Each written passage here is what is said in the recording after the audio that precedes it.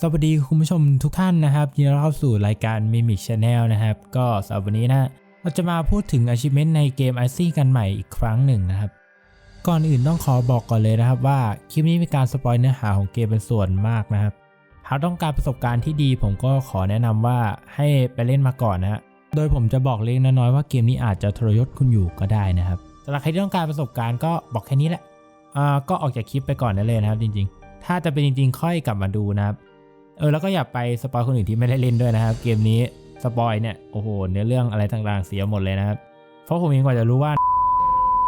ก็ปาไปตอนของ Trinity แล้วครับอีกอย่างหนึ่งที่ผมจะบอกคือผมได้แบ่ง achievement แต่ละอันไว้เป็นหมวดๆไว้เรียบร้อยแล้วนะครับ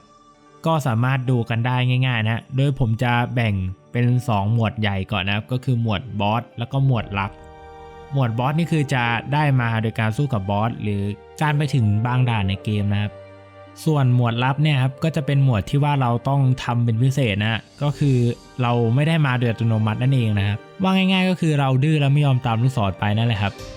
โดยผมก็ได้พยายามจะแบ่งเวลาไว้ให้ใน YouTube แล้วนะฮะก็สามารถดูได้นะโดยมันจะมีเส้นแบ่งบอกอยู่นะครับก็ใช้ตรงนั้นเป็นตัวดูได้ง่ายๆนะครับถ้าเกิดผมทำไม่ได้ก็อาจจะไม่มีนะฮะในส่วนนั้นก็เดี๋ยวดูกันอีกทีนึงนะครับแต่ว่าเราก็ไปสู่หมวดบอสกันก่อนเลยดีกว่าครับตอนนี้อีกอย่างที่ผมจะบอกนะครับก็คือคลิปนี้ผมเอามาจากไกด์ของคุณ Frostbite นะครับซึ่งมีอยู่ใน Steam นะครับใครลองไปหาดูได้นะครับผมก็ก๊อปมาทั้งดุนเลยนั่นแหละครับก็เดี๋ยวผมจะแปะลิงก์ไว้ให้ด้านล่างนะครับก็อ่านกันก่อนนะครับถ้าไม่เข้าใจค่อยมาดูคลิปอีกทีหนึ่งจะดีที่สุดนะครับสำหรับ achievement ที่ได้มาจากบอสและด่านนะครับสำหรับบอสก็จะมีด้วยกันทั้งหมด8ตัวนะฮะโดยผมขอรวมตัวของ Trinity และ Dahao ไว้ในตัวเดียวกันเลยนะครับก็จะมีด้วยกันดังนี้นะครับ Trinity ในตอนแรกสุดกอกเกอร์ในท่อระบายน้ำทอในด่านหมู่บ้านปักในทางเข้าสถานีคาร์ลอสในตัวสถานีอีเดียนที่ทางเข้าหอคอยแล้วก็จูดาสในด่านสุดท้ายนะครับ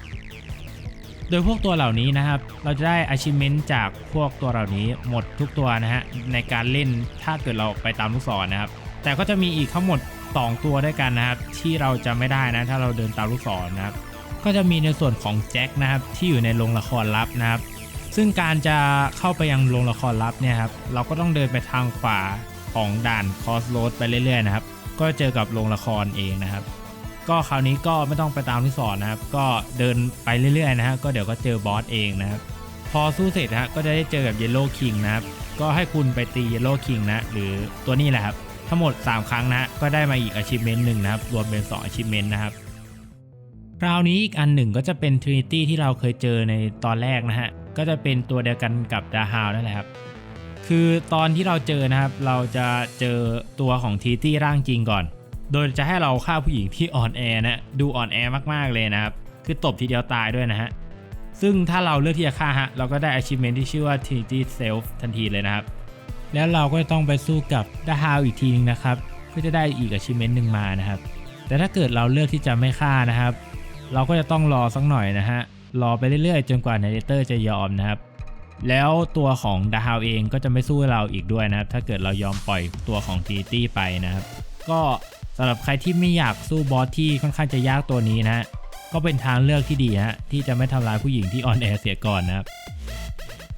สำหรับ achievement ด่านนะครับก็จะมีแค่2อันเท่านั้นเองนะครับก็คือตอนที่เราเข้าเกมมาแบบ narrator นะครับอันนึงแล้วก็เป็นตอนที่เราจบเกมอีกอันนึงนะครับก็รวมกันเป็นทั้งหมดประมาณ14 achievement นะสำหรับ achievement ของบอสและด่านฮะประมาณครึ่งหนึ่งจาก achievement ทั้งหมดครับ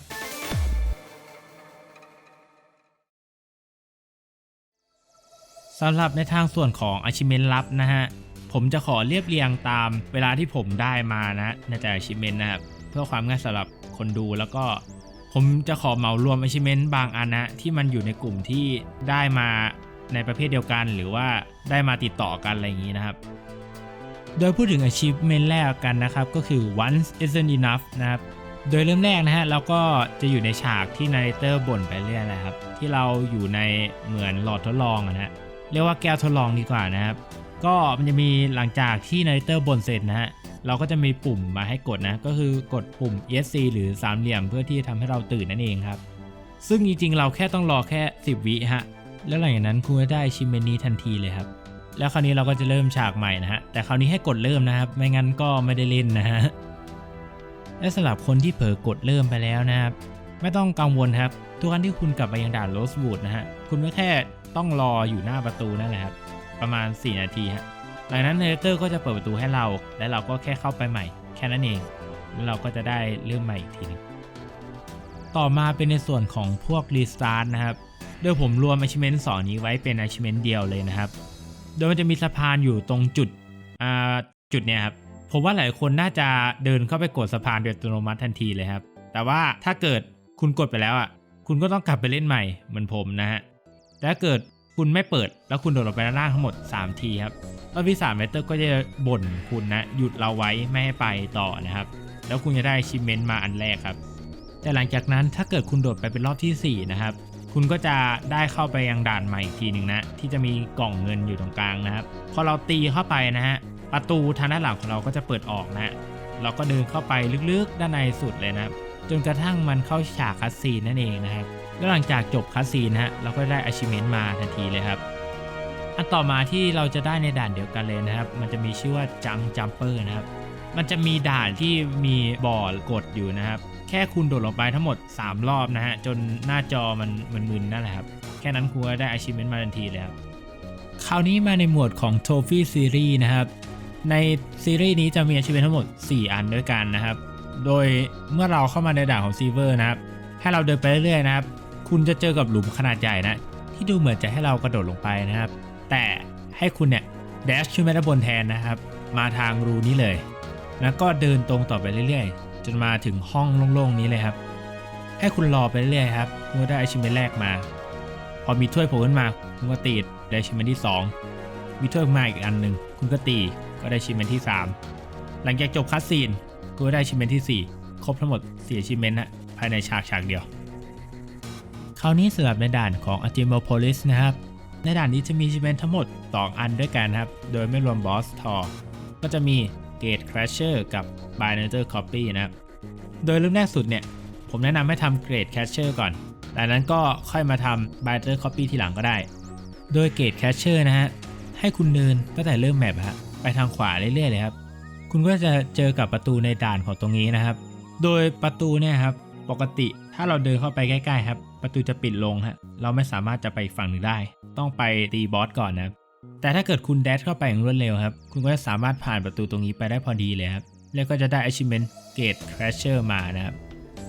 สำหรับ Binary Copy นะครับจะได้มาจากการที่คุณเดินเข้าไปในโกดังฉากครับโกดังตรงนี้แหละครับให้คุณเดินแดชขึ้นไปมาหายังกล่องไม้ตรงนี้ครับเดินเข้าไปก็จะพบกับแบบที่ยังสร้างไม่เสร็จเมื่อคุณผ่านคัสซีนต่างๆแล้วเมื่อได้ชิเมนนี้มาเองครับหลังจากนั้นผมแนะนำว่าค่อยไปตบบอสเอาทีหลังก็ได้แล้วก็ผ่านด่านไปก็ได้ achievement ทอมาด้วยอีกทีหนึ่งสำหรับด่าน Metal Entrance เนี่ยครับมีหนึ่งใน achievement ที่ผมคิดว่าสำคัญที่สุดในเกมฮะนั่นก็คือ Icy Uzi นั่นเองครับในด่านนี้นะครับเมื่อคุณได้รับกล่องสมบัตินะครับที่ทำให้คุณสามารถวาร์ปทะลุกรงเหล็กได้นะครับก็ให้คุณเดินทะลุกรงเหล็กไปทางขวาและตรงข้ามของที่ลูกศรชี้นะครับให้คุณเดินไปเรื่อยๆเลยครับจนกว่าจะเจอด่านที่คล้ายกับรังมดนะครับพอเจอด่านที่คล้ายกับรังมดนะครับก็ให้คุณวาร์ปขึ้นไปทางขวาบนของแมปเลยครับให้เดินขึ้นไปเรื่อยๆครับจนเจอกับทางเข้าครับเมื่อเข้าไปคุณก็จะเจอกับด่านที่เป็นเหมือนแลบนะครับและณที่นั่นนะครับคุณก็จะรู้ความจริงว่าไม่บอกแล้วกันเอาเป็นว่าไปดูกันเองนะครับก็ achievement ต่อไปเลยครับคราวนี้มาในส่วนของ achievement ชิโอะนะครับ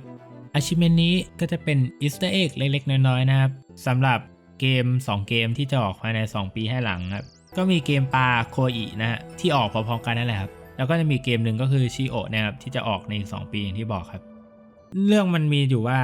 บริษัทของ2 เกมนี้ครับอยู่ที่เซี่ยงไฮ้เช่นเดียวกับบริษัท Fantabase เจ้าของเกม Icy เลยครับตัวที่เราจะได้เล่นก็คือตัวเดโมเลยครับโดยการที่เล่นนะเราก็ต้องผ่านลูกกรงแปลกๆตรงนี้เลยครับทะลุลงไปด้านล่าง3 ครั้งด้วยกันครับเมื่อเราเข้ามาแล้วเราก็โดดบ่อพิษอีกทีหนึ่งพอเราโดดไปแล้วครับเราก็จะได้เล่นเดโมของตัวชิโอครับโดยไม่ต้องกังวลนะครับไม่ว่าคุณจะผ่านเดโมตัวนี้หรือไม่ก็ตามครับคุณก็ยังได้ achievement นี้อยู่ดีครับมันก็คือการทายอินเล็กๆน้อยๆของทางเกม Icy นั่นแหละครับคราวนี้เราจะมาในด่านของโรงละครนะครับ โดยสำหรับโรงละครก็จะมีวิธีการเดินมาถึงนะครับจากการผ่านทางด่าน Crossroad นะครับเดินมาทางขวาอย่างที่บอกไปในตอนแรกนะครับโดยจะมีด้วยกันทั้งหมด3 achievement นะครับไม่รวมตัวของแจ็คที่ผมนำเสนอไปแล้วนะครับโดยทั้ง3อันเนี่ยครับก็จะได้มาจากประตู3 บานตรงนี้เลยครับโดยอันแรกก็คือ achievement ที่มีชื่อว่า outside fly นะครับเราจะได้มาจากการเข้าประตูบานแรกไปนะครับพอเราเข้าไปปุ๊บมันจะมีให้เรากดรับโทรศัพท์นะครับซึ่งผมคิดว่าถ้าผมจำไม่ผิดนะก็คือเราไม่สามารถรับโทรศัพท์ได้นะครับก็ให้เราเดินต่อไปเรื่อยๆเลยนะครับจนกว่าเราได้ยินเสียงทุบประตูนั่นแหละครับคือมันก็ไม่มีเลือดนะแต่มันก็รุนแรงอยู่ดีนะครับเพราะฉะนั้นก็ นั่นแหละครับสำหรับ achievement ต่อมานะครับมีชื่อว่า CO and Miss Perfect นะครับโดยเมื่อเราเข้าประตูที่3ไปแล้วครับขึ้นอยู่กับว่าเราเลือกกดที่จะรับโทรศัพท์หรือไม่นะครับถ้าเรากดรับนะก็ได้ดูโฆษณาเพลงครับเป็นโฆษณาเพลงของวง FF นะฮะที่มีดราม่าเลยครับเราขอไม่พูดถึงดราม่าแล้วกันนะฮะแล้วก็มันไม่ได้เกี่ยวกับบริษัทเกมนี้ด้วยนะครับก็อย่ามาอะไรกันแล้วกันนะครับก็ไปที่เมนต์ต่อไปเลยแล้วกันนะครับ achievement ต่อไปนะมีชื่อว่า at the next song is นะครับถ้าเกิดในด่านที่แล้วครับคุณไม่รับโทรศัพท์ในประตูบานที่3นะครับก็ให้คุณเดินต่อไปเรื่อยๆนะครับเราจะเจอกับตัวเล่นเพลงนะครับถ้าเราตบไปเรื่อยๆนะครับจนตัวเล่นเพลงเริ่มพูดแปลกๆนะครับพอพูดแปลกๆเสร็จปุ๊บเราตบจนมันพังไลเตอร์ก็จะมิ้วลงและไม่สามารถพูดอะไรกับเราได้ให้เราเดินออกมานะครับตัวไลเตอร์ก็จะสามารถพูดได้ตามปกตินะแล้วเราก็จะได้ achievement ไปเลยนะครับสำหรับ achievement ต่อมานะครับที่มีชื่อว่า Modern Day Pandora Box นะครับสำหรับ achievement นี้นะครับจะมีวิธีการได้มาโดยการที่ให้เรารออยู่ในลิฟต์ตัวนี้เลยครับโดยอย่างที่เห็นว่าจริงๆเนี่ยเราต้องแดชขึ้นไปด้านบนตามลูกศรแต่ถ้าเราไม่ทำแล้วเราก็ไม่รออยู่ในลิฟต์ตัวนี้มันก็จะมีปุ่มให้เรากดเพื่อไปยังด่านลับครับซึ่งด้านในเนี่ยจะมีกล่องอยู่อันหนึ่งถ้าเราเดินเข้าไปตีกล่องนะแล้วเราก็จะได้สกิลเข้ามาในตัวสกิลเนี่ยผมบอกเลยว่าให้ใช้นะครับถ้าไม่ใช้ก็จะไม่จบด่านละทีครับพอใช้สกิลเสร็จเราก็รอคัตซีนเราก็จะได้ achievement มาทันทีเลยครับสำหรับ achievement ต่อมานะครับเราก็ใกล้จะจบกันเต็มที่แล้วนะครับมีชื่อว่า God 9 Billion Name นะครับซึ่งหลังจากที่เราออกมาจากห้องบอสตัวบอสอีเดียนหรือว่าหอคอยชั้น2ในฉากแรกสุดนะครับให้เราเดินย้อนกลับไปยังทางที่เราเคยมาครับตรงประตูที่เราออกมาแล้วครับให้เราเดินกลับไปนะครับให้เราเดินไปเรื่อยๆเลยจนกระทั่งถึงตรงด่านนี้ครับมันจะมีจุดหนึ่งใช่ไหมที่เราสามารถกดปุ่มเพื่อวาร์ปไปได้นะครับเราก็เข้าไปเลยฮะแล้วหน้าที่แห่งนั้นคุณจะได้ทำความรู้จักกับหนึ่งในเทพแห่งคัตทูลูผู้มีนามว่าachievement ต่อมามีชื่อว่า People Are Pig นะครับอันนี้ง่ายสุดๆเลยเมื่อเรามายังด่านสุดท้ายก่อนเข้าสู้กับบอสตัวสุดท้ายนะครับ